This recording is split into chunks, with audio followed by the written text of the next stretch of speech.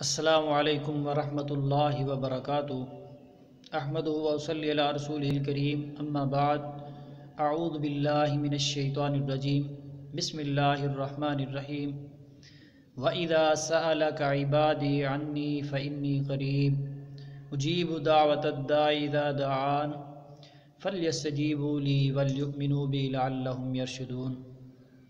सामीन मोहतरम, आज मैं आप अहबाब के सामने दुआ का माना, दुआ की अहमियत, दुआ का तरीक़ा, दुआ का फ़ायदा और जो गैर तरीक़े हैं, सुन्नत नबवी के ख़िलाफ़ दुआ के तरीक़े हैं, उनके ऊपर रोशनी डालना चाहूँगा। तो सबसे पहले जो आप अहबाब के सामने मैंने आयत करीमा तिलावत की है उसका तर्जमा समाअत फरमा लें। अल्लाह ताला ने फरमाया कि जब आपसे मेरे मुताल्लिक सवाल करें मेरे बंदे तो आप उनसे कह दीजिए मैं करीब हूँ। उजीबु दावतद दाई इज़ा दआन, मैं पुकारने वाले की पुकार को सुनता हूँ और कबूल करता हूँ। फ़ल्यस्तजीबू ली वलयुमिनू बी, चाहिए कि वो मेरी इस दावत को कबूल करें और मुझ पर ईमान लाएं, लअल्लहुम यरशुदून, ताकि वो कामरान हो जाएं। तो सामीने जी अहबाब, दुआ का माना है बुलाना, पुकारना अपनी ज़रूरत के लिए, ऐसी ज़रूरत जो कोई और पूरी ना कर सके। सिर्फ़ ख़ासुल ख़ास वो ज़ात जिसको हम मोतबर समझते हैं, जिसके आगे हम झुकते हैं, उससे जो है मांगना, सवाल करना। तो ये है दुआ का माना। दुआ का तरीक़ा, रसूल अकरम अलैहिस्सलातु वस्सलाम ने अपने एक सहाबी को देखा, वो जल्दी के साथ अल्लाह ताला से कुछ मांग रहा था। तो आका अलैहिस्सलातु वस्सलाम ने उसे तालीम दी, तरबियत दी, फरमाया कि जब भी दुआ मांगो सबसे पहले अल्लाह की तारीफ़ करो, यानी तारीफ़ के लिए सूरत फातिहा पढ़ लेना, ये भी काफ़ी है। इसी तरह दूसरे नंबर के ऊपर आका अलैहिस्सलातु वस्सलाम ने फरमाया मेरी ज़ात के ऊपर दरूद शरीफ पढ़ो। तीसरे नंबर के ऊपर अगर कोई शख्स वसीला डालना चाहता है, वसीले की जो बात है इसको भी मैं आप अहबाब के सामने वाज़े कर दूं। वसीला सिर्फ़ और सिर्फ़ अगर डाला जा सकता है तो वो नेक आमाल हैं। नेक आमाल के अलावा वसीला डालना सुन्नत नबवी के ख़िलाफ़ है, आका अलैहिस्सलातु वस्सलाम के तरीक़े के ख़िलाफ़ है। जैसा कि वो गार वालों का वाक़या आपने कई बार सुना भी होगा कि 3 लोग जो है ना वो पहाड़ी इलाके से गुज़र रहे थे, अचानक तूफ़ानी बारिश हुई और उन्हें कोई जगह और नज़र ना आई। उस तूफ़ानी बारिश से बचने के लिए एक गार नज़र आया, उस गार में वो दाखिल हो गए और उसके बाद उनके ऊपर जो है गार के मुंह के ऊपर जो है पत्थर आ गया, तो गार का मुंह बंद हो गया। तीनों ने जो है ना मिलकर ज़ोर लगाया लेकिन वो पत्थर अपनी जगह से ना हिला।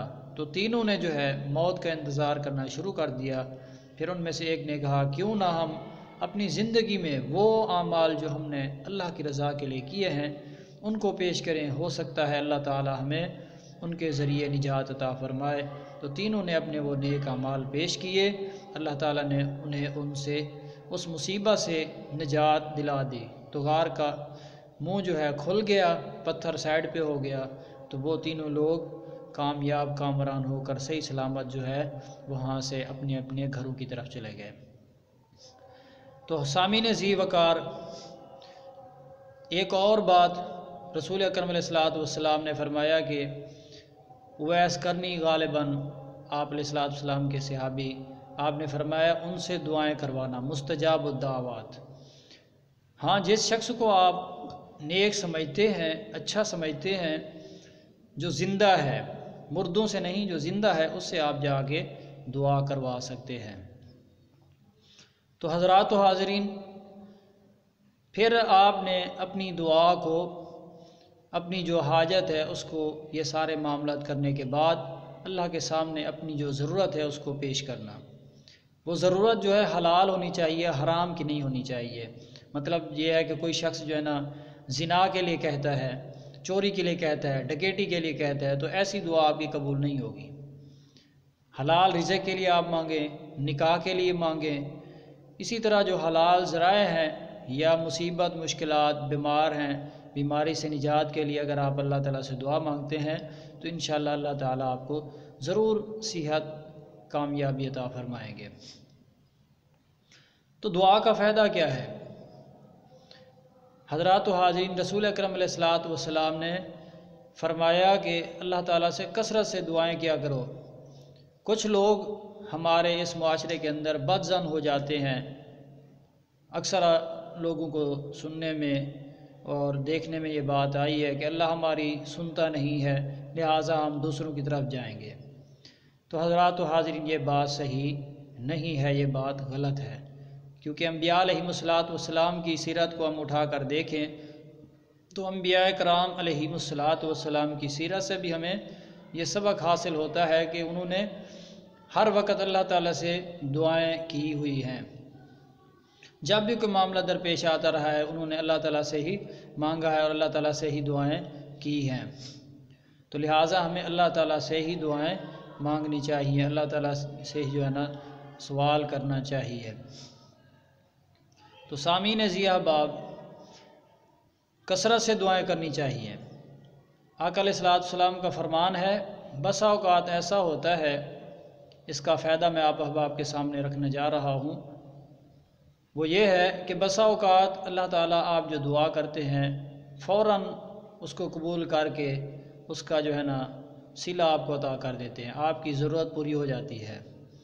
दूसरे नंबर के ऊपर बसा औक़ात ऐसा भी होता है कि आपकी ज़िंदगी के अंदर आपका वो मामला जो है हल हो जाता है। तीसरे नंबर के ऊपर आका अलैहिस्सलाम फरमाते हैं, अगर दुनिया के अंदर अल्लाह ताला ने उसका सिला जो आपने मांगा था आपको नहीं मिला है तो हशर के मैदान के अंदर अल्लाह ताला आपको उस की हुई दुआ का जज़ा, की हुई दुआ का सवाब अता फरमाएंगे। तो सामीन ज़िया अहबाब, अब मैं आता हूँ इस तरफ के जो लोग दुआएं नहीं करते।